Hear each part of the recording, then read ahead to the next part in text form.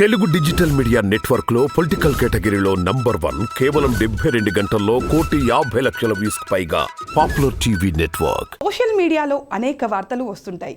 అయితే విఐపీలు వివిఐపీలు కూడా వార్తలకు అతీతం కాదు.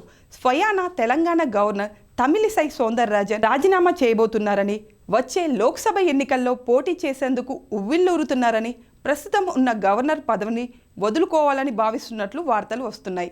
దీనిపై తమిళసై ఎట్టకేలకు స్పందించారు. రాజీనామా చేసి తూతుకుడు నుంచి పోటీ చేస్తున్నానని వస్తున్న వార్తలు ప్రచారాలు మాత్రమేనన్నారు తమిళసై. తాను ఇక్కడే ఉన్నానని, ప్రజలతో ఉండడానికి ఇష్టపడుతున్నానన్నారు. ప్రజల కోసం పనిచేయడానికి ఇష్టపడుతున్నానన్నారు. తాను ఢిల్లీకి ఎలాంటి రిక్వెస్ట్లు చేయలేదని తమిళసై తెలిపారు. నేను తెలంగాణ పుదుచ్చేరి గవర్నర్గానే ఉంటున్నాను. ప్రధాని మోదీ రాముడి దయతో విధులు నిర్వహిస్తున్నా. ఢిల్లీ వెళ్ళలేదు, ఎవరిని రిక్వెస్ట్ కూడా చేయలేదు. తమిళనాడు తూతుకుడి వరదల వల్ల ప్రభావం అయినందున వెళ్ళి చూసి వచ్చాను. మీరు అనుకున్నట్లు నేనేమి ఎన్నికల్లో పోటీ చేయట్లేదు. చాలా ఆనందంగా ఉంది ఇక్కడికి రావడం. రాముడు ప్రతిమ చూసి చాలా సంతోషం కలిగింది. ఇది అంత ఈజీ పని కాదు, చాలా కష్టమైన పని. వీరు ఇంత చక్కగా తీర్చిదిద్దడం చాలా బాగుంది. నాకు నా అధిష్టానం ఏ బాధ్యతలు అప్పగిస్తే అది ఫాలో అవుతాను. నేను ఎటువంటి విజ్ఞప్తి చేయలేదు.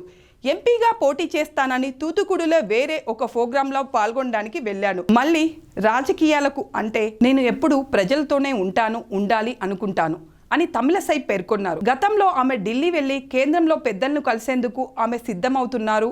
గతంలో తమిళనాడు బీజేపీ శాఖ అధ్యక్షురాలుగా పనిచేసిన తమిళసై పలు ఎన్నికల్లో పోటీ చేశారు. గతంతో పోలిస్తే డిఎంకే కాంగ్రెస్ కూటమికి ప్రత్యామ్నాయంగా తమిళనాడులో బీజేపీ కాస్త పుంజుకున్నట్లు తమిళసై భావిస్తున్నారు.